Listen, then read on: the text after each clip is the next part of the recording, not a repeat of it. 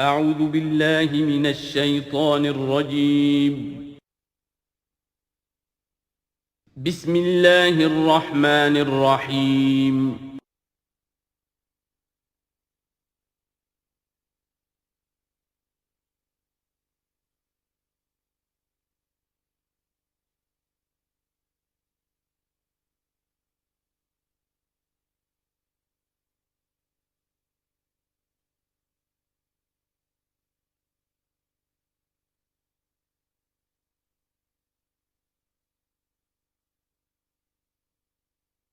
اعوذ باللہ من الشیطان الرجیم بسم اللہ الرحمن الرحیم وَلَقَدْ أَرْسَلْنَا نُوحًا إِلَىٰ قَوْمِهِ فَلَبِثَ فِيهِمْ أَلْفَ سَنَةٍ إِلَّا 50 عَامًا فَأَخَذَهُمُ الطُّوفَانُ وَهُمْ ظَالِمُونَ صدق اللہ العظیم رب اشرح لي صدری ويسر لي امری واحلل عقدۃ من لسانی یفقہوا قولی۔ سورہ عنکبوت کے کل 7 رکوع ہیں۔ پہلا رکوع جیسا کہ میں عرض کر چکا ہوں کہ قرآن مجید کے اہم ترین مقامات میں سے ہے، خاص طور پر دعوت اور تحریک اور اللہ تعالیٰ کے دین کے غلبے کی جد و جہد میں جو مسائل درپیش ہوتے ہیں کارکنوں کو، اس دور میں جب کہ پرسیکیوشن ہو، ستایا جا رہا ہو، مشکلات آ رہی ہوں، قربانیاں دینی پڑیں، تو اس کے جتنے بھی مسائل پیدا ہوتے ہیں ان سب کا بہت ہی جامع جو بیان ہے اور رہنمائی ہے وہ اس رکوع میں آ چکی ہے۔ تو یہ نوٹ کر لیجئے کہ مطالعہ قرآن حکیم کے جس منتخب نصاب کا میں تذکرہ کرتا رہا ہوں چند دنوں سے، اس کا جو 5واں حصہ ہے، اس کا پہلا سبق جو ہے وہ اسی سورہ عنکبوت کے پہلے رکوع پر مشتمل ہے، اور یہ اس حصے کا یوں سمجھیے کہ بمنزلہ فاتحہ ہے اس حصے کے لیے۔ اب جو بقیہ 6 رکوع ہیں ان میں 3 میں انباء الرسل کا معاملہ آ رہا ہے، لیکن ظاہر بات ہے کہ یہاں جو انباء الرسل آ رہے ہیں تو بیچ بیچ میں خاص طور پر یہی جو مسئلہ ہے بیک گراؤنڈ میں جو مسلمانوں کو مسائل درپیش ہیں اور جو اس وقت حضور صلی اللہ علیہ وسلم اور آپ کے ساتھی جن مسائل سے دوچار ہیں، اور جو کچھ کہ کشاکش جو ہے مکے میں ہو رہی ہے اہل کفر اور اہل ایمان کے مابین، تو اس کے یوں سمجھیے بٹوین دی لائنز وقفے وقفے سے اس کی طرف بھی اشارے ہیں۔ پھر جو بقیہ 3 رکوع رہ جائیں گے ان 3 رکوعوں میں 2 لڑیاں ہیں جو بٹی ہوئی ہیں۔ ایک لڑی میں خطاب ہے مشرکین عرب کی طرف، اور ایک لڑی میں جو اہل ایمان تھے، جو حضور صلی اللہ علیہ وسلم پر ایمان لائے تھے، جو ان مشکلات سے دوچار تھے، وہاں بھی پھر گن کر 10 ہدایات ان کو دی گئی ہیں۔ لیکن وہاں یہی ہے کہ وہ بٹی ہوئی ہونے کی وجہ سے لڑیاں وہ کٹا پھٹا معاملہ ہوگا، جیسے کہ سورہ بقرہ میں آپ کو بتا چکا ہوں یا سورہ نساء میں۔ وَلَقَدْ أَرْسَلْنَا نُوحًا إِلَىٰ قَوْمِهِ، اور ہم نے بھیجا تھا نوح کو اس کی قوم کی طرف، فَلَبِثَ فِيهِمْ أَلْفَ سَنَةٍ إِلَّا 50 عَامًا، تو رہا ان کے مابین وہ 1000 برس سے صرف 50 برس کم، 950 برس۔ حضرت نوح کا ذکر کتنی مرتبہ آ چکا ہے، لیکن یہ بات پہلے کبھی نہیں کہی گئی۔ یہاں کیوں کہی گئی کہ اے مسلمانوں تم ابھی پریشان ہو گئے ہو، ابھی عشق امتحان اور بھی ہیں، اور جیسے کہ سورہ انعام میں آیا تھا، اے نبی اگر آپ کو یہ جھٹلا رہے ہیں وَإِن يُكَذِّبُوكَ فَقَدْ كُذِّبَ رُسُلٌ مِّن قَبْلِكَ، تو آپ سے پہلے ہمارے رسول تھے، انہوں نے صبر کیا۔ ذرا یاد کیجئے کہ ہمارے بندے نوح نے صلی اللہ علیہ السلام 950 برس تک صبر کیا۔ تو اے مسلمانوں تم سوچو، تم ابھی سے گھبرا گئے ہو؟ یہ موج پریشاں خاطر کو پیغام لبے ساحل نے دیا ہے، دور وصال بحر کبھی تو موجوں میں گھبرا بھی گئی۔ فَأَخَذَهُمُ الطُّوفَانُ وَهُمْ ظَالِمُونَ، تو اس کی قوم کو، حضرت نوح کی قوم کو آ پکڑا طوفان نے، اور وہ ظالم تھے، گناہگار تھے۔ فَأَنجَيْنَاهُ وَأَصْحَابَ السَّفِينَةِ، تو ہم نے بچا لیا اس کو یعنی حضرت نوح کو اور کشتی والوں کو۔ وَجَعَلْنَاهَا آیَةً لِّلْعَالَمِينَ، اور اسے ہم نے بنا دیا تمام جہانوں کے لیے، تمام جہان والوں کے لیے ایک نشانی۔ وَإِبْرَاهِيمَ، اور ہم نے بھیجا ابراہیم کو، اذ قال لقومہ، جبکہ اس نے کہا اپنی قوم سے، اعبدوا اللہ واتقوہ، اللہ کی بندگی اختیار کرو اور اس کا تقوی اختیار کرو۔ ذالکم خیر لکم ان کنتم تعلمون، یہی تمہارے لیے بہتر ہے اگر علم رکھتے ہو۔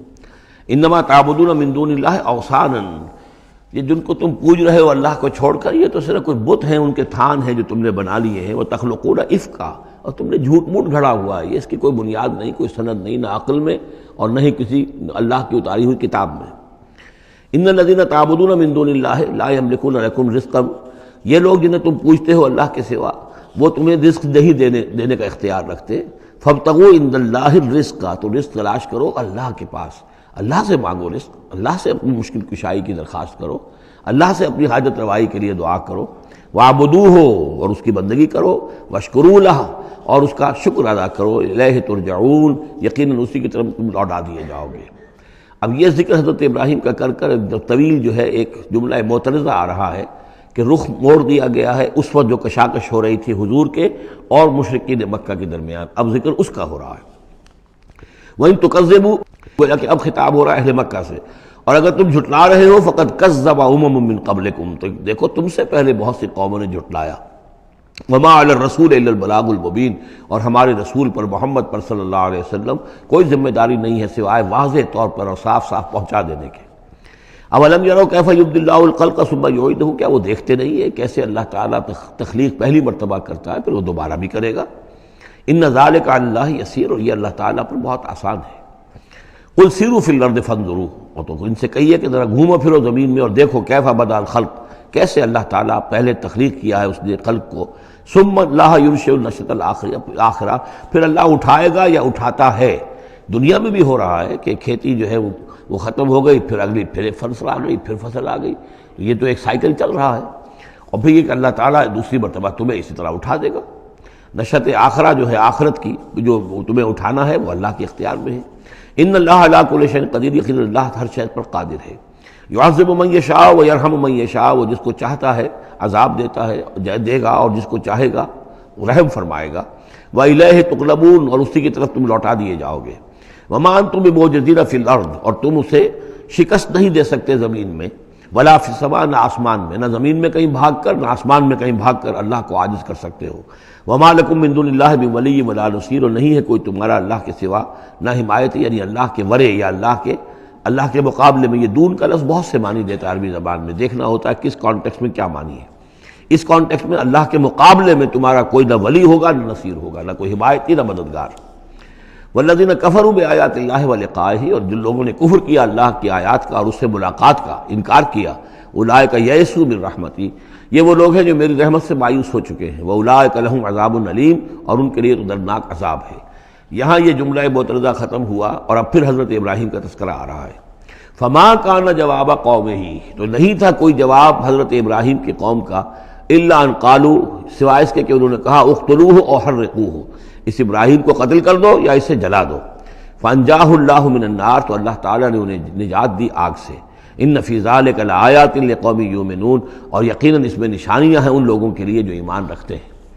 وقال انما اتخذتم من دون اللہ اوثانا مودۃ بینکم فی الحیات الدنیا، اب یہ ہے جو بہت اہم جو بات ہے جو کہی ہے انہوں نے، اور انہوں نے کہا حضرت ابراہیم علیہ السلام نے کہ دیکھو تم نے جو یہ اللہ کے سوا بت بنا رکھے ہیں، انہیں پوجتے ہو، یہ بھی تم بھی جانتے ہو کہ ان کے پاس کچھ نہیں ہے، تم بھی جانتے ہو کہ ان کو کوئی اختیار حاصل نہیں ہے، تم بھی اور واقع ہو چکے ہو، میرے متنبع کرنے کے نتیجے میں تم آگاہ ہو چکے ہو کہ یہ تمہاری حماقت ہے، لیکن تم کیوں چمٹے ہوئے ہو؟ مودۃ بینکم فی الحیات الدنیا، دنیا کی زندگی میں تمہاری باہمی محبتیں جو ہے وہ چمٹا رہی ہیں۔ اب کیا کریں، ہماری قوم ہے، ہماری برادری ہے، ہمارا خاندان ہے، وہ سب یہی کر رہا ہے، میں اگر چھوڑ دوں گا تو میں آؤٹ کاسٹ ہو جاؤں گا، میں تو نکل جاؤں گا پھر برادری سے، اکیلا آدمی کیسا رہے۔ یہ چیزیں ہیں کہ جو انسان کو پھر جمع کر رکھتی ہیں۔ جیسے عصبیت کا ذکر آیا تھا پچھلی صورت میں کہ اب عصبیت نہیں ہونی چاہیے، اسی طریقے سے یہ عصبیت ہی نہیں بلکہ یہ کہ جتنے بھی رشتہ داریاں ہیں، دوستیاں ہیں، کاروبار ہیں، یہ معاملہ جو ہے کہ حق تم پر منکشف ہو چکا ہے، تم جان چکے ہو کہ یہ صرف کوئی شے نہیں ہے یہ تم کر رہے تھے، تمہارے آباء و اجداد نے جو رسمیں ڈالی ہوئی ہیں، اور تمہیں میں نے متنبع کر دیا ہے، تم نے اپنے جیوں میں جھانک کر دیکھ لیا ہے، اپنے گریبان میں جھانک کر دیکھ لیا ہے، اور تم پر یہ بات منکشف ہو چکی ہے کہ جو میں کہہ رہا ہوں وہ ٹھیک ہے، پھر بھی تم جو چمٹے ہوئے ہو اپنے اس نظام کے ساتھ، تو اس کا سبب صرف ایک ہے، وقال انما اتخذتم من دون اللہ اوثانا مودۃ بینکم فی الحیات الدنیا، تمہاری باہمی محبتیں جو ہیں دنیا کی زندگی میں وہ تمہیں چمٹائے رہتی ہیں۔ یہی معاملہ ہے اس دنیا میں جب کوئی تحریک اٹھتی ہے اللہ کے دین کے کام کرنے کے لیے، اور بہت مخلص لوگ اس میں شامل ہوتے ہیں، محنت کرتے ہیں، کوشش کرتے ہیں۔ فرض کیجئے کسی شخص سے کوئی غلطی ہو گئی، کوئی غلط رخ مڑ گئی تحریک، اب وہ تحریک جو ہے وہ کافی عرصے کے بعد اس کے اثرات ظاہر ہوئے، اس کے نتائج جو ہے لوگوں کے سامنے آ رہے ہیں، محسوس بھی ہو جاتا ہے کہ یہ واقعتاً ہم کسی غلط راستے پر آ گئے ہیں، لیکن یہ کہ پھر وہ ایک عصبیت جماعتی ایسی پیدا ہو جاتی ہے کہ سب کچھ ماننے کے باوجود پھر اس جماعت کو چھوڑنے کو تیار نہیں ہوتے۔ ہماری دوستیاں ہیں، ہماری رشتہ داریاں ہیں، ہمارے کاروباری تعلقات ہیں، یا یہ کہ کچھ لوگوں کے تو اپنے مفادات بھی اس میں شامل ہو جاتے ہیں، اس لیے کہ کچھ عرصے کے بعد ہر جماعت جو ہے وہ ایک فرقہ بن جاتی ہے۔ جیسے کہ آپ کو معلوم ہے کہ اللہ تعالیٰ نے اس امت کے لیے جو ہے وہ 3 چیزوں کا بندوبست کیا ہے ختم نبوت کے خلا کو پر کرنے کے لیے۔ نبوت ختم ہو گئی محمد الرسول اللہ پر، تو جو خلا پیدا ہوا وہ 3 چیزوں سے پر ہوا۔ نمبر 1، قرآن کی حفاظت کا ذمہ اللہ نے لے لیا، جبکہ نہ تورات کا لیا تھا نہ انجیل کا لیا تھا۔ نمبر 2، ہر صدی میں مجددین کے اٹھانے کا اہتمام کر لیا، ایسے لوگ اٹھاتے رہے، نبی تو نہیں ہوں گے، وہی نہیں آئے گی، لیکن وہ دین کو تازہ کریں گے، دین کی حقیقی تعلیمات جو لوگ بھول چکے ہوں گے دوبارہ یاد دلائیں گے، دین کی اصل حقائق کی طرف متوجہ کریں گے۔ اور تیسرا یہ کہ ایک جماعت ضرور قائم رہے گی حق پر، لا تزال فی امتی طائفۃ قائمین علی الحق۔ اب ہوتا کیا ہے، ایک صدی میں کوئی ایک مجدد اٹھا، اس نے ایک محنت کی، کوشش کی، جد و جہد کی، کچھ لوگ اس کے گرد آ گئے، جمع ہو گئے، اعوان و انصار ہو گئے، وہ ایک جماعت بن گئے۔ لیکن یہ کہ اگلی نسل میں کیا ہوگا، یہ لوگ جو آئے تھے اس کے ساتھ، یہ تو آئے تھے فیس ویلیو پر اس کو قبول کرنے کے، یہ دعوت صحیح ہے، لیکن ان کی اولاد اب اس لیے چمٹ رہی ہے کہ ہمارے والد تھے اس جماعت میں۔ اب یہ عصبیت کا ایک سلسلہ شروع ہوا۔ تیسری نسل میں آ کر پھر یہ ہو جاتا ہے، اتنے عرصے میں اس جماعت کا ایک حلقہ بن گیا، اس کے آپس کے دوستیاں ہیں، تعلقات ہیں، لین دین بھی ہے، رشتہ داریاں بھی ہو گئی ہیں، لہذا وہ ایک فرقے کی شکل اختیار کر لیتے ہیں۔ اب اس فرقے کے ساتھ چمٹ کر لوگ رہتے ہیں، لیکن پھر اللہ تعالیٰ کسی اور کو اٹھاتا ہے، اور پھر کوئی اللہ کا بندہ جو ہے اسی کام کو اثر نو شروع کرتا ہے۔ یہی ہوتا آیا ہے، اسی لیے ہر صدی میں مجددین، اس لیے کہ تیسری نسل میں آ کر دعوت جو ہے وہ لازماً اس کے اندر خرابی پیدا ہو جاتی ہے۔ اس لیے کہ حضور نے بھی فرمایا، خیر امتی قرنی ثم الذین یلونہم ثم الذین یلونہم، بہترین میری امت کا دور تو ہے میرا اپنا دور، پھر وہ جو میرے بعد ہیں، اور پھر وہ جو ان کے بعد ہیں۔ تو 3 نسلوں کو آپ نے خیر قرار دیا ہے۔ اس کے بعد ظاہر بات ہے زوال آیا ہے، ہمارے ہاں بھی آیا ہے۔ جب حضور کی قائم کی ہوئی جماعت میں زوال آ گیا تو اور کون ہوگا بڑا سے بڑا شخص کہ جس کی قائم کی ہوئی کسی جماعت میں زوال نہ آئے۔ تو یہ تو چیزیں ہوتی ہیں، لیکن ہر شخص کو ہر وقت دیکھنا چاہیے کہ آج کے دور میں دین کا وہ کام کس کے حوالے اللہ نے کیا ہے، کس کو توفیق دی ہے جو صحیح طریقے پر اس کام کو کر رہا ہے، اور اس کا ساتھ دینا چاہیے۔ کسی جماعتی عصبیت، جس طرح کسی قبائلی عصبیت کے اندر مبتلا نہیں ہونا چاہیے، ایسے ہی کسی جماعتی عصبیت میں بھی مبتلا نہیں ہونا چاہیے۔ یہ ہے وہ اہم بات جو یہاں آئی ہے۔ قال انما اتخذتم من دون الله اوثانا مودة بينكم في الحیاۃ الدنیا ثم یوم القیامۃ یکفر بعضکم بعضا ببعض، پھر قیامت کے تم ایک دوسرے کا انکار کرو گے، تم ابھی تو بڑی دوستیاں ہیں، بڑا گٹھ جوڑ ہے، وَيَلْعَنُ بَعْضُكُمْ بعضا، اور تم میں سے بعض دوسروں کو لعنت کریں گے، وَمَأْوَاكُمُ النَّارُ، اور تم سب کا ٹھکانہ ہوگی آگ، وَمَا لَكُم مِّن نَاصِرِينَ، اور نہیں ہوگا کوئی تمہارے لیے مدد کرنے والے۔ فآمن لہ لوط، تو حضرت لوط ایمان لے آئے حضرت ابراہیم پر، وہ ان کے بھتیجے تھے۔ وقال انی مہاجر الی ربی، اور حضرت ابراہیم نے کہا میں اپنے رب کی طرف ہجرت کر رہا ہوں۔ وہ اپنا ملک چھوڑ کر چلے آئے شام کی طرف۔ قرآن مجید میں کہیں بھی پھر اس کے بعد یہ تذکرہ نہیں ملتا کہ ان کی قوم کا کیا حشر ہوا، پیچھے ان کو ہلاک کیا گیا، کیا ہوا، واللہ عالم۔ انہ هو العزیز الحکیم، یقیناً اللہ تعالیٰ زبردست ہے، حکمت والا۔ ووہبنا لہ اسحاق و یعقوب، اور ہم نے اسے اسحاق جیسا بیٹا دیا، یعقوب جیسا پوتا دیا۔ وجعلنا فی ذریتہ النبوۃ والکتاب، اور پھر ہم نے اسی کی نسل میں، اسی کی اولاد میں نبوت اور کتاب رکھ دی۔ یہ نوٹ کر لیجئے کہ حضرت ابراہیم علیہ السلام کے بعد کوئی نبی، کوئی رسول اس دنیا میں ان کی نسل سے باہر نہیں آیا، لیکن یہ کہ ان کی نسل کہاں کہاں پھیلی ہے یہ ہم نہیں جانتے۔ حضرت ابراہیم کے بیٹے حضرت اسحاق، ان کی نسل کتنی تھی، کہاں کہاں گئی ہے۔ تورات نے تو محفوظ رکھا ہے صرف یعقوب کو، اس لیے کہ بنی اسرائیل کیونکہ یہ لوگ ہیں، اس اپنی نسلی وہ جو بات تھی اس کے حوالے سے حضرت یعقوب کے بارے میں تو ساری چیزیں موجود ہیں۔ حضرت اسحاق کی کوئی اور بیٹا بھی تھا کہ نہیں تھا، عیسو تھا مثلا، تو وہ عیسو کہاں ہے، اس کی اولاد کہاں گئی۔ اس طرح بنی قطورہ، کئی بیٹے تھے حضرت ابراہیم کے حضرت قطورہ سے، تو ان میں سے صرف ایک کا ہمیں تذکرہ ملتا ہے، اور وہ ہے حضرت شعیب جس نسل میں آئے ہیں، مدین کی اولاد، باقی کہاں گئے۔ تو اسی طریقے سے یہ کہ یہ در حقیقت یہ اولاد ابراہیم کہاں کہاں پھیلی ہے، جیسے کہ میرا گمان ہے کہ ہندوستان میں بھی آئی ہے۔ نہ صرف یہ کہ ہو سکتا ہے کہ حضرت اسحاق کی اولاد میں سے عیسو کی اولاد آئی ہو اور وہ یہاں پر آباد ہوئی ہو، لیکن یہ کہ ان کا تعلق بھی یہ خاص طور پر برہمن طبقہ جو ہے، میں سمجھتا ہوں کہ وہ اسی طریقے سے ابراہیم کی نسل سے ہے۔ برہمن ابراہیم سے تعلق رکھنے والا برہمن، تو یہ میں سمجھتا ہوں کہ لفظی جو ہے اس کے اندر مناسبت موجود ہے۔ واللہ عالم، یقین سے ہم نہیں کہہ سکتے، الا یہ کہ کوئی شخص ہسٹری کا اس کو اپنا ریسرچ کا موضوع بنائے، بڑا عالم ہو وہ لائبریریاں جو ہیں کھنگالے اور پرانی تاریخیں دیکھے شاید۔ وَوَهَبْنَا لَهُ إِسْحَاقَ وَيَعْقُوبَ وَجَعَلْنَا فِي ذُرِّيَّتِهِ النُّبُوَّةَ وَالْكِتَابَ، ہم نے اسی کی نسل میں، اسی کی اولاد میں نبوت اور کتاب رکھ دی۔ طویل عرصے تک وہ نبوت و کتاب آتی رہی حضرت یعقوب کی اولاد میں، پھر آخری نبوت و رسالت حضرت اسماعیل کی اولاد میں۔ وَآتَيْنَاهُ أَجْرَهُ فِي الدُّنْيَا، ہم نے اسے اجر جو ہے دنیا میں بھی عطا فرمایا۔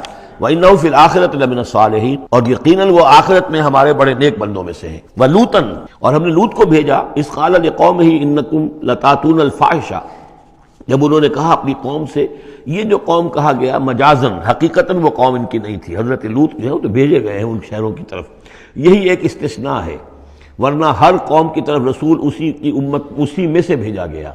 لیکن چونکہ حضرت ابراہیم کے بعد کوئی رسول کسی اور قوم میں ہو نہیں سکتا، اس لیے عمورہ اور صدوم کی بستیوں میں جو بھیجے گئے وہ حضرت لوط ہیں جو حضرت ابراہیم علیہ السلام کے بھتیجے ہیں۔ انکم لتاتون الفاحشۃ، تم لوگ بڑی بے حیائی کا ارتکاب کر رہے ہو، ما سبقکم بہا من احد من العالمین، تمام جہان والوں میں کسی قوم نے تم سے پہلے یہ حرکت نہیں کی۔ انکم لتاتون الرجال، کیا تم مردوں کی طرف آتے ہو اپنی شہوت کو پورا کرنے کے لیے، وتقطعون السبیل، اور راستہ مارتے ہو، یعنی فطرت کا راستہ تو یہ ہے، اولاد ہوتی ہے تو ہوتی ہے مرد اور عورت کے ملاپ سے، تم نے جو راستہ اختیار کیا تو گویا کہ اس فطرت کی راہ کو تم کاٹ رہے ہو۔ وَتَأْتُونَ فِي نَادِيكُمُ الْمُنكَرَ، اور تم اپنی مجلسوں میں یہ اس کا ارتکاب کرتے ہو، یہ ان کی بے حیائی کی اور ڈھٹائی کی انتہا ہو گئی تھی۔ فما کان جواب قومہ، تو نہیں تھا جواب اس کی قوم کا کوئی، الا ان قالوا، سوائے اس کے کہ انہوں نے کہا ائتنا بعذاب اللہ ان کنت من الصادقین، اے لوط اگر سچے ہو تو اللہ کا عذاب لے آؤ۔ قال رب انصرنی علی القوم المفسدین، تو انہوں نے حضرت لوط نے دعا کی پروردگار میری مدد فرما ان مفسدوں کے خلاف۔ ولما جاءت رسلنا ابراہیم بالبشریٰ، اور جب ہمارے جو ایلچی تھے یعنی وہ جو فرشتے آئے تھے انسانی شکل میں ابراہیم کے پاس بشرا لے کر، بشارت لے کر حضرت اسحاق کی ولادت کی، قالوا انا مہلکو اہل هذه القریہ، انہوں نے کہا کہ ہم ہلاک کرنے کے لیے بھیجے گئے ہیں ان بستی والوں کو، ان اہلھا کانوا ظالمین، یقیناً اس کے جو بستی والے جو ہیں، اس بستی کے لوگ رہنے والے وہ بڑے ظالم ہیں، گناہگار ہیں۔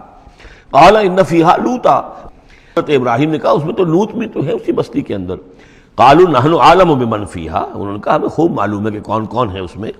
لننجینہ اہلہ الا امرأتہ، ہم اسے بچا لیں گے، نجات دیں گے اس کو بھی، اس کے گھر والوں کو بھی، سوائے اس کی بیوی کے، کانت من الغابرین، وہ ہوگی رہ جانے والوں میں۔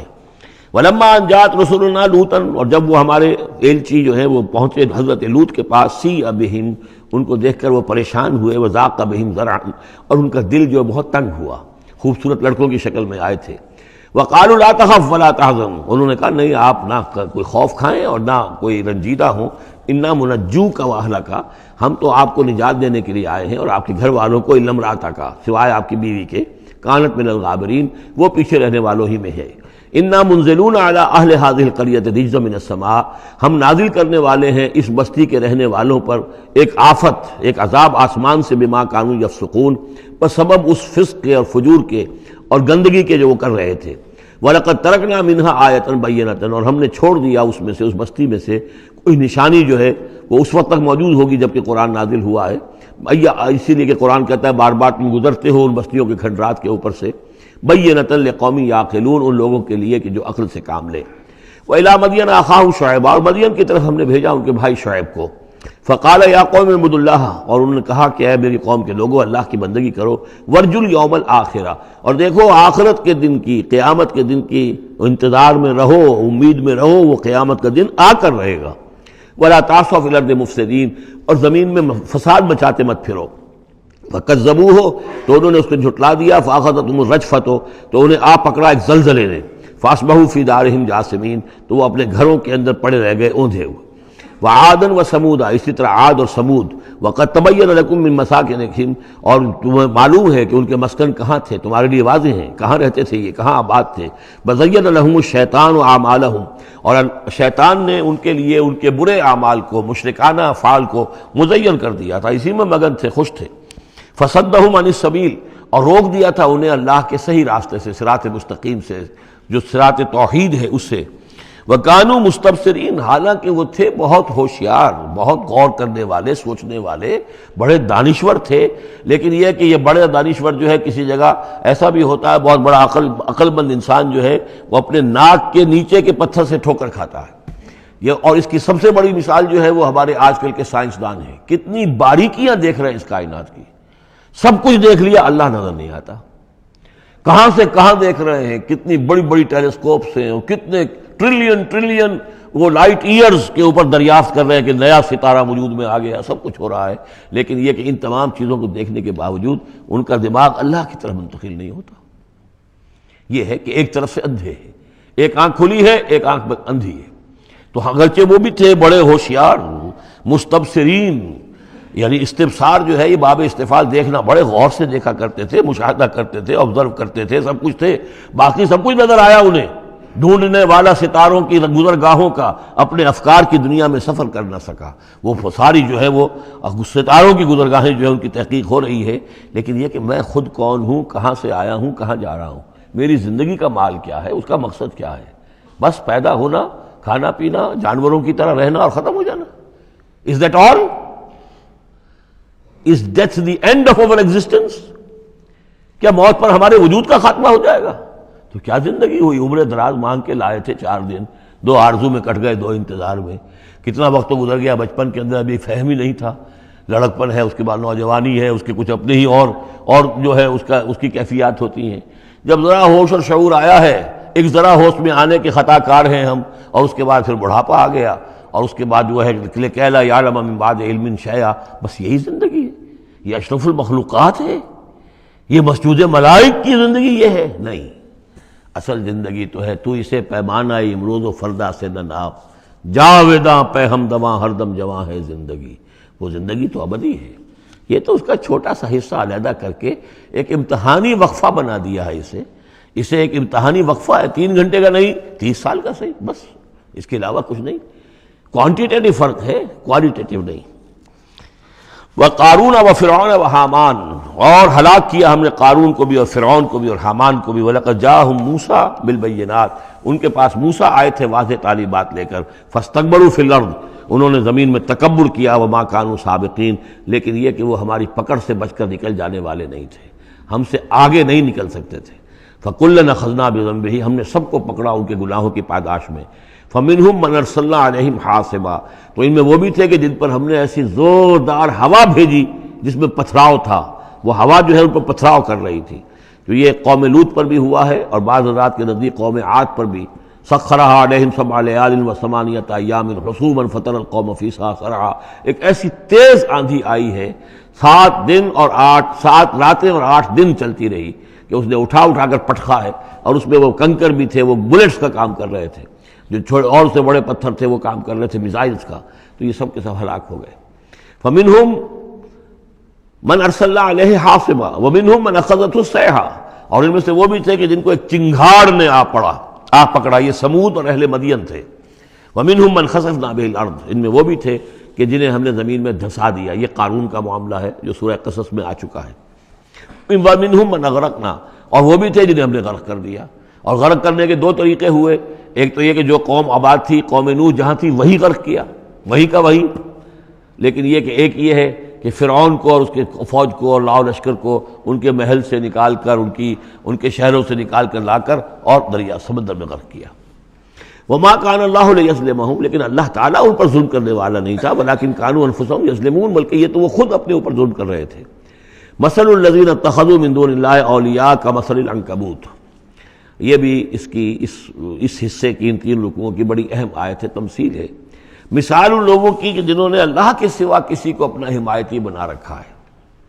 یہ حمایتی غیر مرئی بھی ہو سکتے ہیں، جیسے یہ ہماری دیوی ہے، یہ دیوتا ہے، یہ اس کی کرپا چاہیے، اس کی نظر کرم ہو، یہ ہمارے جو اولیاء اللہ ہیں ذرا ان کی طرف سے اگر کچھ ہمیں فیض پہنچ جائے، اور یہ بھی ہوتا ہے دنیا میں بھی، مادی اعتبار سے بھی، اور یہ جو بھی کاز اینڈ ایفیکٹ کا سلسلہ اس کے تحت بھی، تو ہم آخر لوگوں کو اپنا دوست سمجھتے ہیں، یہ ہمارے حمایتی ہیں، یہ ہماری مدد کریں گے، لیکن واقعہ یہ ہے کہ سوائے ایک اللہ کی دوستی کے باقی ساری دوستیاں جو ہیں وہ مکڑی کے جالے جتنی بس مضبوط ہیں، اس سے زیادہ نہیں ہے۔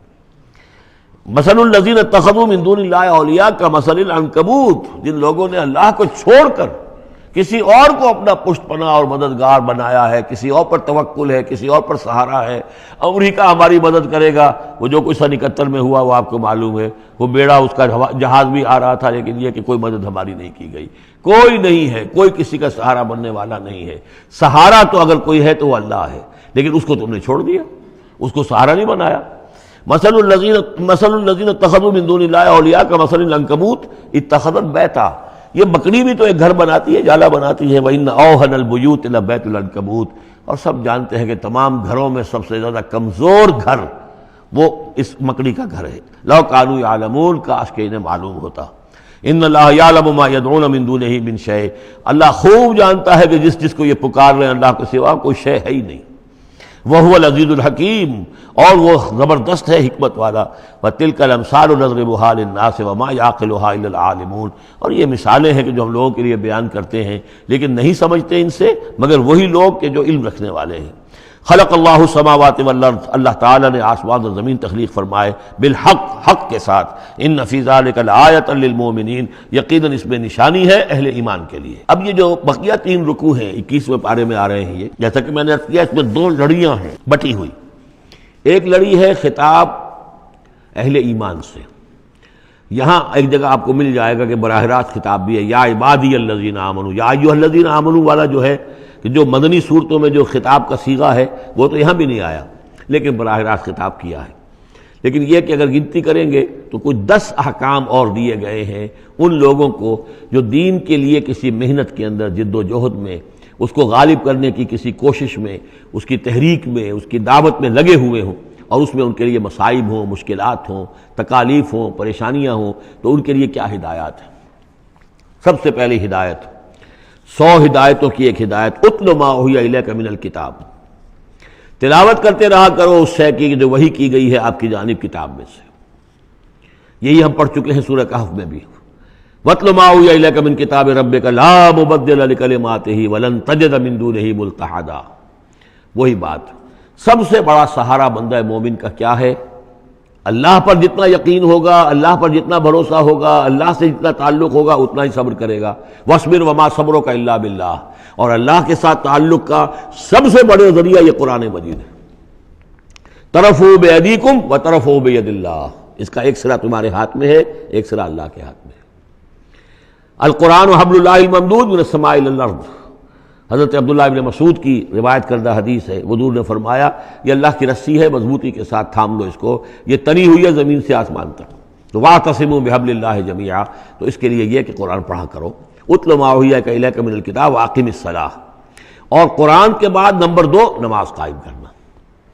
یہ نماز جو ہے اقم الصلاۃ لذکری، یہ سورہ طٰہٰ میں ہم پڑھ آئے ہیں، حضرت موسیٰ کو پہلی وحی ہو رہی ہے، پہلی گفتگو ہو رہی ہے کوہ طور پر، اقم الصلاۃ لذکری ان الصلاۃ تنہی عن الفحشاء والمنکر، یقیناً یہ نماز روکتی ہے بے حیائی کے کاموں سے بھی اور برے کاموں سے بھی۔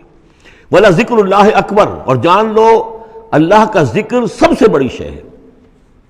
یہاں ذکر کو علیحدہ نہ سمجھیں، یہی ذکر ہے، قرآن جو ہے الذکر ہے۔ ہم نے سورہ ہجر میں دیکھا الذکر، انا نحن نزلنا الذکر وانا لہ لحافظون، تو ذکر میں سب سے پہلے قرآن ہے۔ نمبر 2 اقم الصلاۃ لذکری، نماز قائم کرو میری یاد کے لیے۔ قرآن تو ہے ہی مجسم ذکر، نماز ذکر کے لیے ہے۔ اب تیسری چیز کیا ہے؟ ادعیہ معصورہ ہیں محمد رسول اللہ صلی اللہ علیہ وسلم کی، زندگی کا ہر کام کرتے ہوئے دعا ہے۔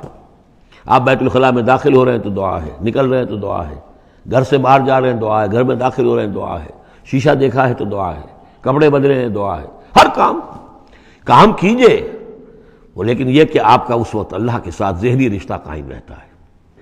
چوتھے نمبر پر جو بھی اور حضور نے فرمائے ہیں، یہ 33 مرتبہ سبحان اللہ، 33 مرتبہ الحمدللہ اور اللہ اکبر، یہ بھی ذکر ہے۔ تو یہ تمام شکلیں ذکر کی ہیں، صرف کسی ایک شے کو ذکر نہ سمجھے ہمارے ہاں یہ بن گیا بس اللہ اللہ کر رہے ہیں تو ذکر ہے، نہیں، ذکر میں سب سے پہلے قرآن کی تلاوت ہے۔ اتل ما اوحی الیک من الکتاب واقم الصلاۃ ان الصلاۃ تنہی عن الفحشاء والمنکر ولذکر اللہ اکبر واللہ یعلم ما تصنعون۔ ایک تو یہ ہدایت ہو گئی، اللہ خوب جانتا ہے جو تم کر رہے ہو۔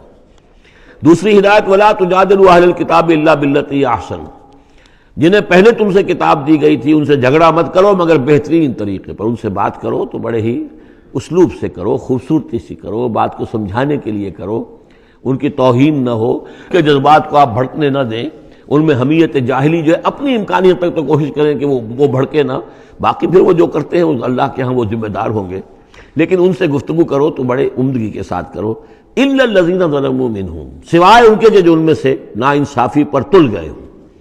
اب یہ استثناء جو ہے دو معنی میں ہے، ایک تو یہ ہے کہ اس کا مطلب یہ کہ ان سے مجادلہ کرو ہی نہ، اور دوسرے یہ کہ اگر ان کے ساتھ کسی وقت کوئی سختی بھی کرنی پڑے، کوئی سخت جملہ بھی کہنا پڑے تو اجازت ہوگی، جہاں معلوم ہو جائے کہ یہ ہٹ درمی کے اوپر جو ہے آ گیا ہے تو وہاں اس دونوں کا امکان پیدا ہو جائے گا۔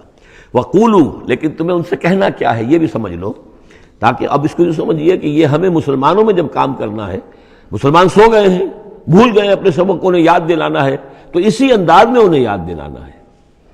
قولوا آمنا بالذی انزل الینا وانزل الیکم، ان سے کہو بھائی ہم تو ایمان رکھتے ہیں اس پر بھی جو ہماری طرف نازل کیا گیا اور اس پر بھی جو آپ کی طرف نازل کیا گیا، وَإِلَٰهُنَا وَإِلَٰهُكُمْ وَاحِدٌ، اور یہ تو نہیں ہے کہ ہمارا خدا کوئی اور ہے تمہارا خدا کوئی اور ہے، ہمارا الہ اور تمہارا الہ ایک ہی تو ہے، وَنَحْنُ لَهُ مُسْلِمُونَ، اور ہم تو اسی کے سامنے فرما بردارانہ اپنا سر جھکا چکے ہیں۔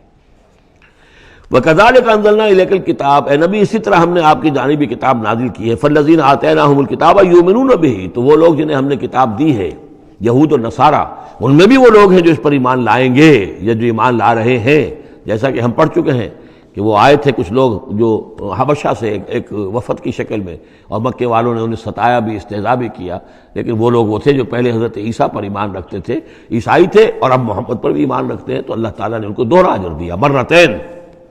وَمِنْ هَؤُلَاءِ مَن يُؤْمِنُ بِهِ، اور ان میں سے یعنی مشرکین مکہ میں سے بھی بہت سے لوگ ہیں جو ایمان لائے ہیں اور بھی لا رہے ہیں یا لائیں گے۔ وَمَا يَجْحَدُ بِآيَاتِنَا إِلَّا الْكَافِرُونَ، اور ہماری آیات کا انکار تو نہیں کرتے سوائے وہی کہ جو ناشکرے ہیں اور جو کفر کر اڑ گئے ہوں۔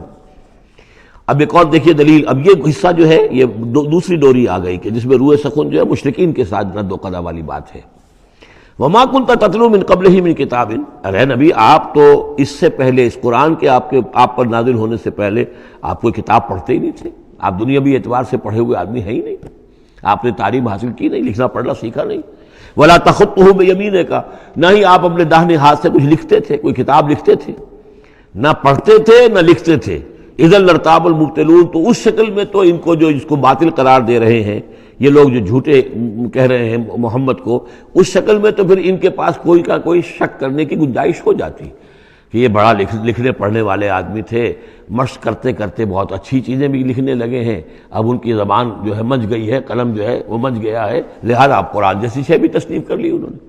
اگر پہلے سے یہ عمل ہوتا، لیکن تم تو جانتے ہو کہ ہمارے اس نبی محمد نے صلی اللہ علیہ وسلم انہوں نے تو کبھی لکھنا پڑھنا سیکھا ہی نہیں۔ وَمَا كُنْتَ تَتْلُو مِن قَبْلِهِ مِن كِتَابٍ، اے نبی آپ تو نہیں پڑھا کرتے تھے اس کتاب سے پہلے کوئی کتاب، وَلَا تَخُطُّهُ بِيَمِينِكَ، اور نہ آپ اسے اپنے داہنے ہاتھ سے لکھتے تھے، اِذًا لَارْتَابَ الْمُبْطِلُونَ، تب تو ان لوگوں کو شک کرنے کی گنجائش پیدا ہو جاتی۔ بل هُوَ آیات بینات فی صدور الذین اوتوا العلم، بلکہ یہ تو آیات بینات ہیں بڑی روشن ان لوگوں کے سینوں میں جنہیں علم دیا گیا ہے، وہ جانتے ہیں سابقہ جو کتابوں والے ہیں۔ وَمَا يَجْحَدُ بِآیاتِنَا إِلَّا الظَّالِمُونَ، اور ہماری آیات کا انکار نہیں کرتے مگر وہی جو ظالم ہیں۔ وَقَالُوا لَوْلَا أُنزِلَ عَلَيْهِ آیَاتٌ مِّن رَّبِّهِ، اور وہ کہتے ہیں کہ کیوں نہیں نازل کی جاتی ان کے اوپر کوئی نشانیاں ان کے رب کی طرف سے، وہی باتیں جو مستقل طور پر چلی آ رہی ہیں۔ قُلْ إِنَّمَا الْآيَاتُ مِنْ اللَّهِ، نبی کہہ دیجئے نشانیوں کا اختیار کل کا کل اللہ کے ہاتھ میں ہے۔ وَإِنَّمَا أَنَا نَذِيرٌ مُّبِينٌ، اور میں تو صرف واضح طور پر خبردار کر دینے والا ہوں۔ أَوَلَمْ يَكْفِهِمْ أَنَّا أَنزَلْنَا عَلَيْكَ الْكِتَابَ يُتْلَىٰ عَلَيْهِمْ، کیا ان لوگوں کے لیے یہ نشانی کافی نہیں ہے کہ اے محمد ہم نے آپ پر یہ کتاب نازل کر دی ہے جو ان کو پڑھ کر سنائی جا رہی ہے؟ کیا یہ قرآن معجزہ نہیں ہے؟ کتنی مرتبہ ان کو چیلنج کیا گیا اس قرآن جیسی ایک صورت ہی بنا لاؤ، 10 صورتیں بنا لاؤ، کیا یہ معجزہ نہیں ہے؟ کیا یہ عاجز نہیں آ چکے ہیں؟ اولم یکفہم، تو کیا یہ نشانی ان کے لیے کافی نہیں؟ اگر تو حق کا طالب ہو، ہدایت کا طالب ہو تو یہ نشانی بھی کافی ہے۔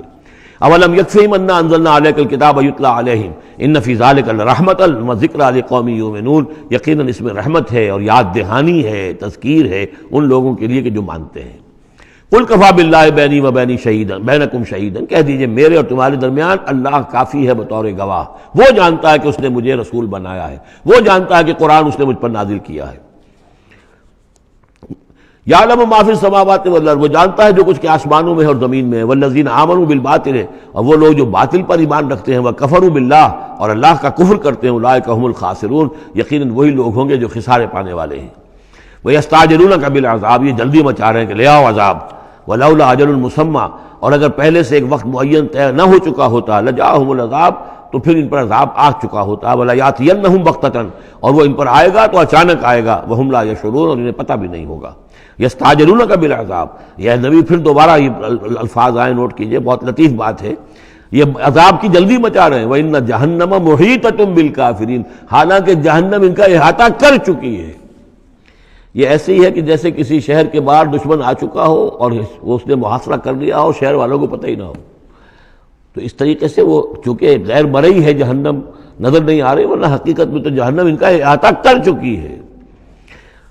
یوم یغشاہم العذاب، جس دن کے عذاب ان کو آ کر ڈھانپ لے گا، ان پر چھا جائے گا، من فوقہم ومن تحت ارجلہم، ان کے اوپر سے بھی اور ان کے نیچے سے بھی، ان کے قدموں کے نیچے سے بھی۔ ویقول ذوقوا ما کنتم تعملون، اور پھر کہا جائے گا چکھو اپنے کرتوتوں کا مزہ۔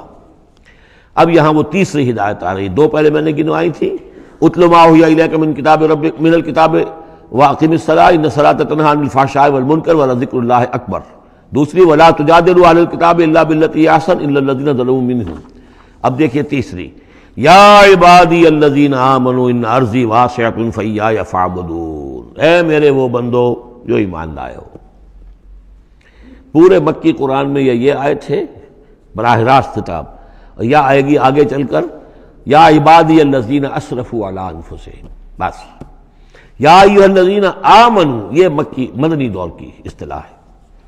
یا عبادی الذین آمنوا، بڑا اس میں جو ہے نا بڑی عنایت ہے، شفقت ہے، اے میرے وہ بندو جو مجھ پر ایمان لائے ہو، ان ارضی واسعۃ، میری زمین بڑی کشادہ ہے۔ کیا معنی ہے؟ اگر مکے میں تم پر تمہارا قافیہ تنگ کر دیا گیا ہے، اگر مکے میں زندگی تمہارے لیے محال کر دی گئی ہے توحید پر رہتے ہوئے، چھوڑ دو اس مکے کو۔ یہ ہجرت کا اشارہ ہے، در حقیقت ہجرت حبشہ جو ہے یہ اس کی طرف رہنمائی ہے اس آیت کے اندر، کہ چلے جاؤ، اگر یہاں برداشت سے باہر ہو رہا ہے، تمہارے لیے ناقابل برداشت اگر ہو رہا ہے یہاں کا معاملہ، اور نہیں مزید تو ہندر پاتے، تو اس ملک کو چھوڑ، اس جگہ کو چھوڑ دو۔ یا عبادی الذین آمنوا ان ارضی واسعۃ، میری زمین بڑی کشادہ ہے، فایای فاعبدون، پس صرف میری ہی بندگی کرو۔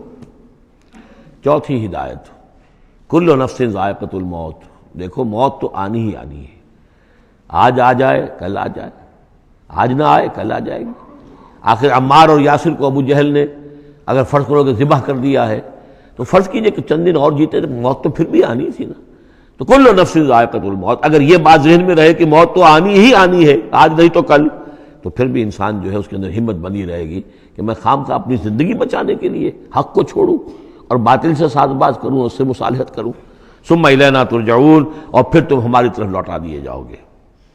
پانچویں بات، والذین آمنوا وعملوا الصالحات لنبوئنہم من الجنۃ غرفا، ہمارے اس وعدے پر پختہ یقین رکھو کہ جو ایمان لائیں گے اور نیک عمل کریں گے، ہم لازماً ان کو جگہ دیں گے اس جنت کے بالا خانوں میں، جو سورہ فرقان کے آخری رکوع میں آیا تھا، اولئک یجزون الغرفۃ بما صبروا، انہیں غرفہ بالا خانہ ملے گا۔ تو من الجنت غرفاً، جروں کے بالا خانے ملیں گے جنت کے، تجری من تحت الانہار خالدین فیہا، جس کے نیچے ندیاں بہتی ہوں گی، اس میں وہ ہمیشہ ہمیش رہیں گے۔ نعم اجر العاملین، کیا ہی اچھا ہوگا عمل کرنے والوں کا اجر۔ چھٹی بات، الذین صبروا وعلی ربہم یتوکلون، وہ لوگ کہ جو صبر کریں اور اپنے رب پر توکل کریں۔ صبر کرو اور توکل کرو، دو ہی چیزیں ہیں، جو آئے جھیلو، صبر کرو، برداشت کرو، اور جو کچھ کرنا ہے اس میں توکل اللہ پر ہو، اپنی ذات پر نہیں، اپنی طاقت پر نہیں، اپنی صلاحیت پر نہیں، اپنی ذہانت پر نہیں، اپنی فطانت پر نہیں، اپنی لیاقت پر نہیں، سارا توکل اللہ پر، نہ مادی اسباب و وسائل پر۔ اگلی ہدایت اور آ رہی ہے، وَكَأَيٍّ مِّن دَابَّةٍ لَا تَحْمِلُ رِزْقَهَا، یہ بھی نہ سمجھو کہ تمہارا رزق جو ہے کسی کے قبضے میں ہے وہ روک دے گا، اور تمہیں کیا کھاؤ گے کیا پیو گے۔ وَكَأَيٍّ مِّن دَابَّةٍ، تم دیکھتے نہیں کتنے حیوانات ہیں زمین میں، لا تحمل رزقها، کیا وہ اپنا رزق اٹھائے پھرتے ہیں؟ بڑا پیارے الفاظ ہیں انجیل میں، متی کی انجیل میں حضرت مسیح علیہ السلام کا جو پہاڑی کا وعظ ہے، اس میں انہوں نے اپنے شاگردوں سے خطاب کر کے کہا، کیوں فکر کرتے ہو کہ کیا کھاؤ گے کیا پیو گے؟ جنگل کی چڑیوں کو نہیں دیکھتے؟ نہ وہ کاشت کرتی ہیں، نہ ہل چلاتی ہیں، نہ بیج بوتی ہیں، نہ فصل کاٹ کر کہیں رکھتی ہیں، نہ کھتے بھرتی ہیں، پھر بھی میں تم سے کہتا ہوں کہ وہ خالی پیٹ صبح گھر سے نکلتی ہیں، شام کو آسودہ ہو کر آ جاتی ہیں۔ تو جو رب تمہارا جو رب ان کو چڑیوں کو کھلا رہا ہے وہ تمہیں نہیں کھلائے گا؟ اور کیوں فکر کرتے ہو کہ کیا پہنو گے، لباس کہاں سے ملے گا؟ جنگل کی سوسن کو نہیں دیکھتے کہ جتنا خوبصورت لباس اس کو اللہ نے دیکھ رکھا ہے؟ یہ جو بھی پودے ہیں اور جو پھول ہیں ان کے، تو سلیمان بھی اپنی ساری شان و شوکت کے باوجود ویسا ملبس نہ تھا، ویسا خوبصورت لباس تو سلیمان کو بھی میسر نہیں تھا جو اللہ نے ان پھولوں کو دے رکھا ہے۔ تو غور کرو، جو وہ زمین کی اس گھاس پھوس کو، ان پودوں کو اس قدر حسین لباس دے رہا ہے، عمدہ لباس دے رہا ہے، جو ابھی ہیں اور کل نہیں ہوں گے، یا یہ کہ کاٹ کر اور وہ چولہوں میں جلا دی جائے گی گھاس، تو کیا وہ تمہیں نہیں پہنائے گا؟ لیکن تم یقین نہیں کرتے۔ توکل اور ایمان، یہ دونوں چیزیں ساتھ ساتھ جائیں گی۔ جتنا اللہ پر ایمان ہے اتنا ہی توکل ہوگا، جتنا ایمان کمزور ہے توکل بھی نہیں ہو سکے گا۔ تو الذین صبروا علی ربہم یتوکلون وکأی من دابۃ لا تحمل رزقها، یہ سارے جو ہیں چوپائے اپنا رزق لیے نہیں پھرتے، اللہ یرزقها وإیاکم، اللہ انہیں بھی رزق دیتا ہے، تمہیں بھی دے گا، وہو السمیع العلیم، اور یقیناً وہ سب کچھ سننے والا، جاننے والا ہے۔ ایسا نہیں کہ اسے معلوم نہ ہو کہ میرا بندہ بھوکا ہے، میرا وفادار، میرا سپاہی، میرے دین کے لیے کام کرنے والا، اسے یہ معلوم نہ ہو کہ اس کو احتیاج ہے، اس کی کوئی ضرورت ہے۔ وہ نہ معلوم کس کے دل میں ڈالے گا کہ جو اس کے لیے ذریعہ بنا دے گا اس کو، اور اس کی ضرورت پوری ہو جائے گی۔ اب اس کے بعد وہ دوسری کڑی آ گئی کہ جس میں پھر اب وہ مشرکین مکہ سے وَلَئِن سَأَلْتَهُم مَّنْ خَلَقَ السَّمَاوَاتِ وَالْأَرْضَ وَسَخَّرَ الشَّمْسَ وَالْقَمَرَ، اگر ان سے آپ پوچھیں گے کس نے پیدا کیا آسمان اور زمین اور کس نے مسخر کیا سورج اور چاند کو، لَيَقُولُنَّ اللَّهُ، وہ کہیں گے اللہ نے، فَأَنَّىٰ يُؤْفَكُونَ، پھر کہاں سے یہ لوٹا دیے جاتے ہیں۔ اللہ یبسط الرزق لمن یشاء من عبادہ ویقدر لہ، یہ اللہ ہی ہے کہ جو اپنے بندوں میں سے جس کے لیے چاہتا ہے رزق کو کشادہ کر دیتا ہے، اور جس کے لیے چاہتا ہے ماپ تول کر دیتا ہے، کم کر دیتا ہے۔ ان اللہ بکل شیء علیم، یقیناً اللہ تعالیٰ ہر چیز پر ہر چیز کا علم رکھتا ہے۔ وَلَئِن سَأَلْتَهُم مَّن نَّزَّلَ مِنَ السَّمَاءِ مَاءً فَأَحْيَا بِهِ الْأَرْضَ مِن بَعْدِ مَوْتِهَا، اور اگر آپ ان سے پوچھیں گے کس نے برسایا آسمان سے پانی اور زندہ کیا زمین کو اس کے مردہ ہو جانے کے بعد، لَيَقُولُنَّ اللَّهُ، وہ کہیں گے فوراً اللہ نے کیا۔ قُلِ الْحَمْدُ لِلَّهِ، کہو پھر کل حمد کل شکر بھی اللہ ہی کے لیے ہے، بل اکثرہم لا یعقلون، لیکن یہ لوگ، ان کی اکثریت عقل سے کام نہیں لیتی۔ اب اگلی اور ہدایت آ رہی اہل ایمان کے لیے، وَمَا هَٰذِهِ الْحَيَاةُ الدُّنْيَا إِلَّا لَهْوٌ وَلَعِبٌ وَإِنَّ الدَّارَ الْآخِرَةَ لَهِيَ الْحَيَوَانُ لَوْ كَانُوا يَعْلَمُونَ۔ دیکھو مسلمانوں، یہ دنیا کی زندگی تو کھیل کود کے سوا کچھ نہیں، کھیل ہے، کچھ جی کا بہلا لینا ہے، یہ ڈرامہ ہے جو ہو رہا ہے۔ یہاں بادشاہ ہوتا ہے کچھ عرصے کے لیے بادشاہ، جیسے ڈرامے میں بادشاہ ہوتا ہے، لیکن جب مرے گا تو کیا وہ بادشاہت کہاں رہ جائے گی؟ ایسے ہی ڈرامے سے نکل آئے گا، لباس اتار دے گا تو ایک ایکٹر کا ایکٹر ہے، چاہے وہ فقیر تھا پہلے اس ڈرامے کے اندر، اور دوسرا ایکٹر جو ہے بادشاہ تھا، باہر نکل کر 3 گھنٹے کے بعد دونوں کے دونوں ایک جیسے ہیں، اور نہ وہ بادشاہ ہے نہ وہ فقیر ہے۔ یہ ہے عارضی سا ہے، لیکن یہ کہ ان الدار الآخرۃ لہی الحیوان، یقیناً آخرت کا گھر وہ ہے اصل زندگی، زندگی وہ ہے۔ لو کانوا یعلمون، کاش کہ ہمیں معلوم ہوتا، لو کنا نعلم، کاش کہ ہمیں معلوم ہوتا۔ یہ بھی نوٹ کر لیجئے، آخرت کو صرف مان لینا کہ ہاں آخرت ہے، بعد سے بعد الموت ہے، یہ کافی نہیں ہے۔ یہ معلوم ہو کہ اصل زندگی وہی ہے۔ میں نے جو اس کی تشبیہ جو ہے بیان کی ہے بعض مواقع پر، کہ ایک کتاب ہوتی ہے، ایک اس کا دیباچہ بھی ہوتا ہے، اس کا کوئی ضمیمہ بھی ہوتا ہے، چھوٹا سا ضمیمہ۔ ہمارا جو تصور ہے وہ یہ کہ اصل کتاب زندگی تو یہ دنیا کی زندگی ہے، ہاں ایک ضمیمہ اب لگا ہوا ہے آخرت کا، اس کی اہمیت ہمارے نزدیک اتنی ہے۔ ضمیمہ ہے بس، دنیا کی زندگی اصل زندگی ہے۔ ہونا کیا چاہیے کہ یہ دنیا کی زندگی تو دیباچہ ہے، اصل کتاب جو ہے وہ آخرت کی زندگی ہے۔ یہ ریشو پروپورشن کم سے کم، حالانکہ ویسے تو فائنائٹ اور انفائنائٹ کے درمیان کوئی ریشو پروپورشن ہو ہی نہیں سکتی، ایک لامحدود زندگی اور ایک محدود زندگی، کیا اس میں ریشو پروپورشن ہوگی؟ لیکن یہ کہ پھر بھی اگر کوئی کرنی ہے تو دیباچہ اور کتاب زندگی اصل موت کے بعد کھلے گی، یہ دیباچہ ہے، یہ مقدمہ ہے۔ ہم نے کیا سمجھا ہے اصل زندگی، کتاب زندگی یہ ہے، ہاں ایک ضمیمہ بھی اس کے ساتھ ہے جس کا نام آخرت ہے۔ فَإِذَا رَكِبُوا فِي الْفُلْكِ، پھر انہی مشرکین سے پھر خطاب ہو رہا ہے، اور یہ مضمون کئی بار آ چکا ہے۔ جب یہ سوار ہوتے ہیں کشتی میں دعوا اللہ مخلصین لہ الدین، تو پھر یہ اللہ ہی کو پکارتے ہیں اس کے لیے اپنی اطاعت کو خالص کرتے ہوئے. فلما نجاہم الی البر، اور جب اللہ تعالیٰ انہیں نجات دے دیتا ہے خشکی کی طرف، اذا ہم یشرکون، تو پھر یہ شرک کرنا شروع کر دیتے ہیں. لیکفروا بما آتیناہم، تاکہ یہ ناشکری کریں اور کفر کریں ہماری دی ہوئی نعمتوں کی، ولیتمتعوا، اور تاکہ بس مزے اڑا لیں. فسوف یعلمون، پھر یہ جان لیں گے.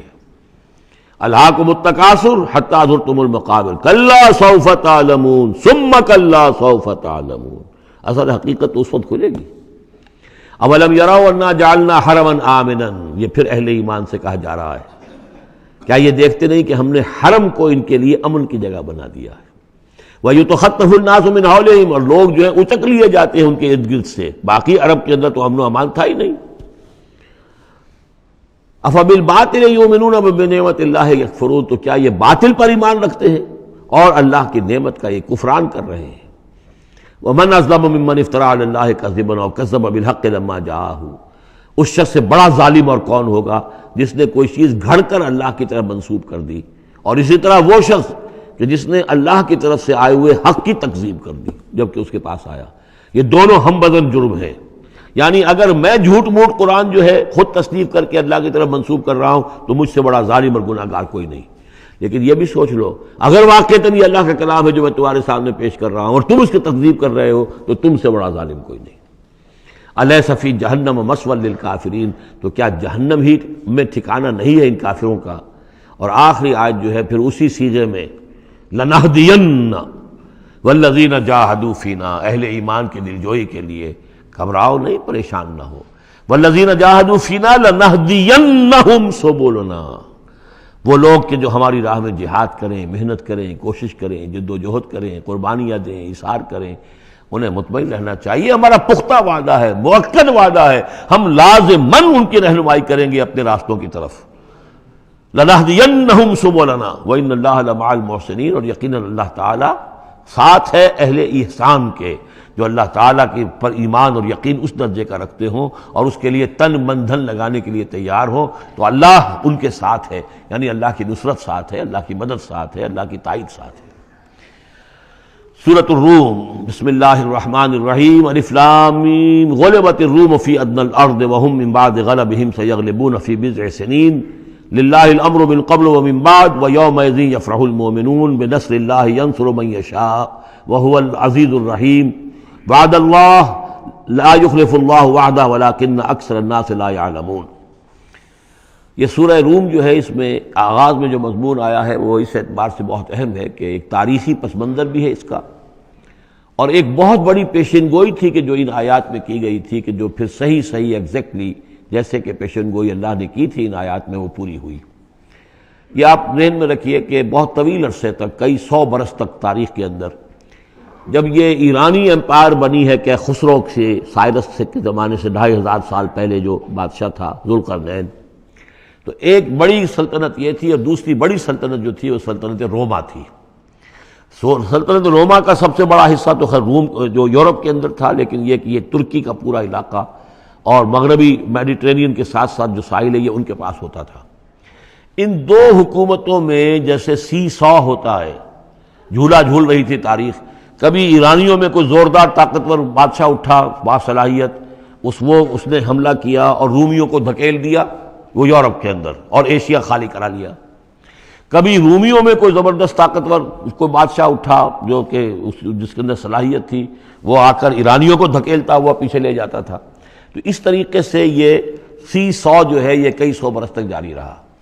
حضور کی بعثت کے زمانے میں ایسا معاملہ ہوا ہے کہ سن 614 میں، 602 سے لے کر 614 تک، اور حضور کی ولادت ہوئی 571 میں، یعنی جب حضور کی عمر 31 برس تھی اس سے لے کر اور 45 برس کی عمر تک ایک مسلسل جنگ چلی ہے ان دونوں کے مابین، روم اور ایران کی.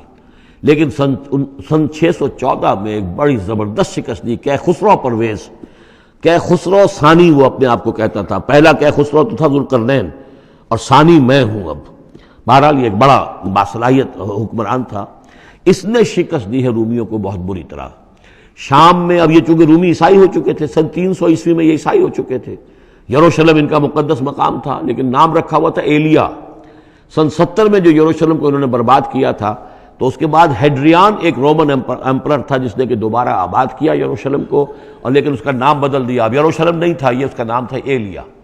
ایلیا میں ان کی وہ صلیب بھی تھی جو ان کے عقیدے کے مطابق حضرت مسیح علیہ السلام کو جس پر صلیب دی گئی تھی، ان کا مقدس مقام تھے یہ.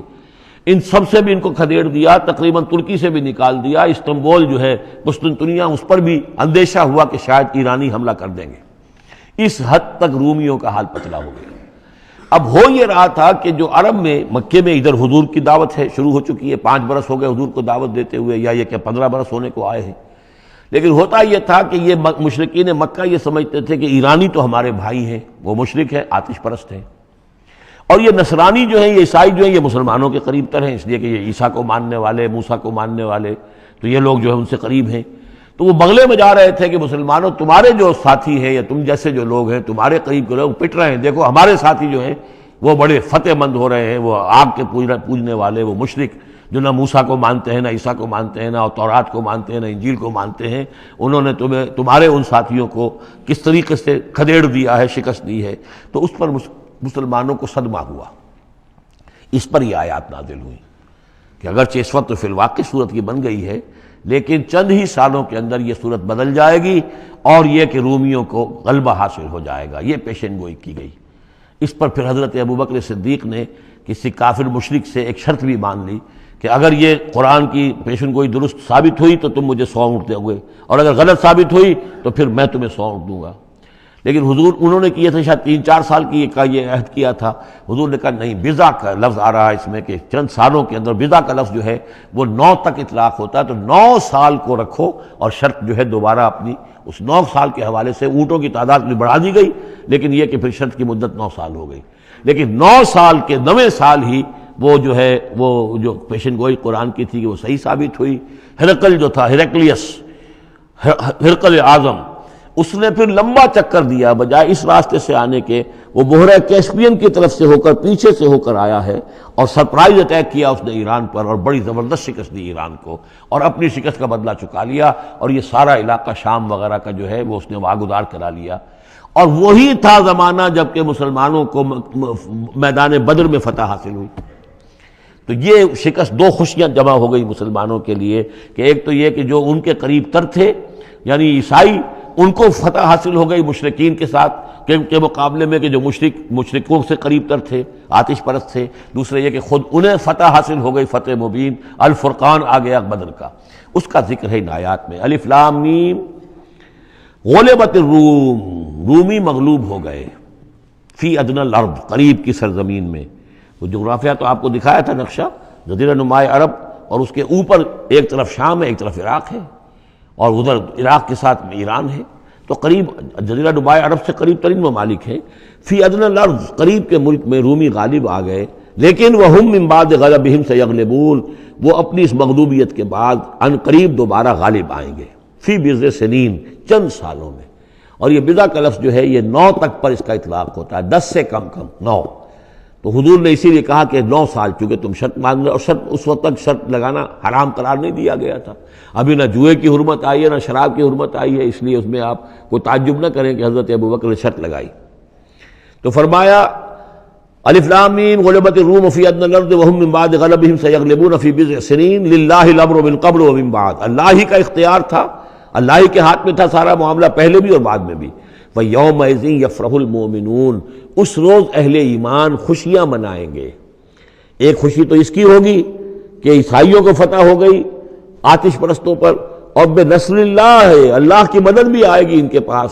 یعنی غزوہ بدر کا لفظ تو نہیں آیا، لیکن اہل ایمان کو جو ہے اس وقت فرحت ہو گئی بے نصر اللہ، اللہ کی مدد سے. ینصر من یشاء، وہ مدد کرتا ہے جس کی چاہتا ہے. وہو العزیز الرحیم، اور وہ زبردست ہے، رحم فرمانے والا. وعد اللہ، یہ اللہ کا وعدہ ہے، یہ ہو کر رہے گا. لا یخلف اللہ وعدہ، اور اللہ تعالیٰ اپنے وعدے کے خلاف نہیں کرتا. ولکن اکثر الناس لا یعلمون، لیکن اکثر لوگ علم نہیں رکھتے. یہ ہیں وہ 6 آیات کہ جو اس موقع پر نازل ہوئی ہیں. اور اس کو سمجھ لیجئے کہ یہ تقریباً 614 عیسوی، جبکہ حضور صلی اللہ علیہ وسلم کو دعوت دیتے ہوئے تقریباً 5 برس ہو گئے تھے. 610 میں 5واں برس تھا، 610 میں آپ پر وحی شروع ہوئی ہے. اور پھر 9 برس کے بعد وہ غزوہ بدر بھی ہوا اور ان کو بھی فتح حاصل ہو گئی. یعلمون ظاہرا من الحیات الدنیا، یہ لوگ جو ہیں، اب یہ باقی تو جو مکی صورت ہے سورہ روم، اور یہ بہت مشابہ ہے سورہ نحل کے، اللہ تعالیٰ کی نعمتوں کے حوالے سے، اللہ تعالیٰ تو تذکیر میں آلاء اللہ کے حوالے سے اس کا مضمون وہی ہے بنیادی۔ یعلمون ظاہرا من الحیات الدنیا، یہ لوگ دنیا کی زندگی کو بھی صرف ظاہر کو جانتے ہیں، وہم عن الآخرۃ ہم غافلون، اور آخرت سے یہ بالکل ہی غافل ہیں۔ یعنی دنیا کی زندگی تو یہ حقیقت یہ ہے کہ یہ مزرعۃ الآخرہ ہے، دنیا کی زندگی کی بھی اصل حقیقت یہ ہے کہ یہ کھیتی ہے جس میں بونا ہے آخرت میں کاٹنے کے لیے۔ وہ یہ بھول گئے کہ یہ آخرت کی کھیتی ہے، باقی جو ظاہر ہے اس کا کھاؤ پیو عیش کرو، بس یہی ان کے سامنے رہ گیا ہے، اور آخرت ان کے ذہنوں سے بالکل اوجھل ہو گئی ہے۔ اولم یتفکروا فی انفسہم، کیا یہ اپنی ذات میں غور نہیں کرتے؟ وان ما خلق اللہ السماوات والارض وما بینہما الا بالحق، نہیں پیدا کیا اللہ نے آسمانوں کو اور زمین کو، جو کچھ بھی ان دونوں کے مابین ہے، مگر حق کے ساتھ، واجل مسمى، اور ایک وقت معین تک کے لیے۔ یہ دائمی نہیں ہے، ہمیشہ رہنے والی نہیں ہے، اور یہ ایسے ہی کار عبث نہیں ہے۔ ربنا ما خلقت ھذا باطلا سبحانک فقنا عذاب النار وان کثیرا من الناس بلقاء ربهم لکافرون، اور یقیناً بہت سے لوگ جو ہیں اپنے رب سے ملاقات کا انکار کرتے ہیں۔ اولم یسیروا فی الارض فینظروا کیف کان عاقبۃ الذین من قبلہم، تو کیا یہ لوگ زمین میں گھومے پھرے نہیں ہیں کہ وہ دیکھتے کہ کیا انجام ہوا ان کا جو ان سے پہلے تھے۔ کانوا اشد منہم قوۃ، وہ کہیں زیادہ تھے شدید ان کے مقابلے میں قوت میں، واثاروا الارض وعمروها، اور انہوں نے زمین کو کاشت کیا اور اس کو آباد کیا، اکثر مما عمروها، اس سے کہیں زیادہ جتنا کہ انہوں نے آباد کیا ہے۔ وجاءتهم رسلهم بالبینات، اور ان کے پاس بھی آئے تھے ان کے رسول کھلی نشانیاں لے کر اور واضح تعلیمات لے کر۔ فما کان اللہ لیظلمہم، تو اللہ تعالیٰ ان پر ظلم کرنے والا نہیں تھا، ولکن کانوا انفسہم یظلمون، بلکہ انہوں نے خود اپنی جانوں پر آپ ہی ظلم کیا۔ ثم کان عاقبۃ الذین اساءوا السوء، پھر اس کے بعد جن لوگوں نے برے کام کیے، بری روش اختیار کی، تو ان کا پھر انجام بھی برا ہوا۔ ان کذبوا بآیات اللہ، انہوں نے اللہ تعالیٰ کی آیات کو جھٹلایا، وکانوا بہا یستہزئون، اور وہ اس کا ٹھٹھا کرتے رہے۔ اللہ یبدأ الخلق ثم یعیدہ، اللہ تعالیٰ پہلی مرتبہ پیدا کرتا ہے، ثم یعیدہ، یعیدہ بار بار آیا ہے، اس کا ترجمہ کہیں میں حال میں کر رہا ہوں اور کہیں مستقبل میں۔ فعل مضارع جو عربی زبان میں وہ دونوں کو کور کرتا ہے۔ اللہ تعالیٰ کیسے پیدا کرتا ہے؟ پہلی مرتبہ، اور پھر دوبارہ پیدا کرتا ہے، یعنی فصل ہے ایک ہوئی ہے، پھر اس کے بعد دوسری ہوئی ہے، تیسری ہوئی ہے، اور یہ بھی ہے کہ دوبارہ پیدا کرے گا یعنی آخرت میں۔ ثم الیہ ترجعون، پھر تمہیں اسی کی طرف لوٹ جانا ہے۔ ویوم تقوم الساعۃ یبلس المجرمون، جس روز قیامت قائم ہو جائے گی مجرم اس روز جو ہیں بالکل مایوس ہو کر رہ جائیں گے۔ ولم یکن لہم من شرکائہم شفاع، اور نہیں ہوں گے ان کے شریکوں میں سے کوئی بھی ان کے لیے شفاعت کرنے والے۔ وَكَانُوا بِشُرَكَائِهِمْ كَافِرِينَ، اور خود یہ بھی اس روز پھر اپنے ان شرکاء کا کفر کریں گے جب دیکھیں گے کہ وہ ہمارا کوئی مدد کرنے کو تیار نہیں۔ وَيَوْمَ تَقُومُ السَّاعَةُ يَوْمَئِذٍ يَتَفَرَّقُونَ، جس روز قیامت قائم ہوگی اس روز یہ تقسیم ہو جائیں گے، پولرائزیشن ہو جائے گی، علیحدہ علیحدہ ہو جائیں گے۔ کیا ہوگی پولرائزیشن؟ فَأَمَّا الَّذِينَ آمَنُوا وَعَمِلُوا الصَّالِحَاتِ فَهُمْ فِي رَوْضَةٍ يُحْبَرُونَ، تو وہ لوگ جو ایمان لائے تھے اور جنہوں نے نیک عمل کیے تھے وہ ہوں گے باغ میں، اور وہاں ان کی آؤ بھگت ہو رہی ہوگی، تواضع ہو رہی ہوگی۔ وَأَمَّا الَّذِينَ كَفَرُوا وَكَذَّبُوا بِآيَاتِنَا وَلِقَاءِ الْآخِرَةِ، اور وہ لوگ جنہوں نے کفر کیا تھا اور ہماری آیات کو جھٹلایا تھا اور آخرت کی ملاقات کا انکار کیا تھا، فَأُولَٰئِكَ فِي الْعَذَابِ مُحْضَرُونَ، تو وہ عذاب میں حاضر کر دیے جائیں گے، پکڑے ہوئے گرفتار کر کے عذاب میں لا کر حاضر کر دیے جائیں گے۔ فَسُبْحَانَ اللَّهِ حِينَ تُمْسُونَ وَحِينَ تُصْبِحُونَ، یہ اسی انداز میں دیکھیے سورہ نحل میں یہ آیت آئی تھی، بس اور انعام میں بھی۔ پھر اللہ ہی پاک ہے اس وقت بھی جب تمہیں شام ہوتی ہے، تم شام کرتے ہو، وحین تصبحون، اور جب کہ تم دوپہر ہوتی ہے، وحین تصبح جب صبح کرتے ہو، وَلَهُ الْحَمْدُ فِي السَّمَاوَاتِ وَالْأَرْضِ، اور اسی کے لیے ہے حمد اور تعریف آسمانوں میں اور زمین میں، وَعَشِيًّا وَحِينَ تُظْهِرُونَ، اور رات کے وقت بھی اور جب کہ دوپہر ہوتی ہے، ظہر کا وقت ہوتا ہے۔ یہ بھی نمازوں کے اوقات ہی کے حوالے سے، صبح کے وقت کی نماز ہے، شام کے وقت کی نماز ہے، رات کی نماز ہے، ظہر کی نماز ہے۔ یخرج الحی من المیت، وہ نکالتا ہے زندہ کو مردہ سے۔ انڈا بے جان شے ہے، اس میں زندگی کے کوئی آثار موجود نہیں ہے، اس میں سے چوزہ برآمد ہوتا ہے جاندار۔ ویخرج المیت من الحی، اسی طرح مرغی سے انڈا برآمد ہوتا ہے، اور بھی بہت سی چیزیں کہ جو نکل رہی ہیں۔ ویحیی الارض بعد موتہا، اور وہ زندہ کر دیتا ہے زمین کو اس کے مرنے کے بعد۔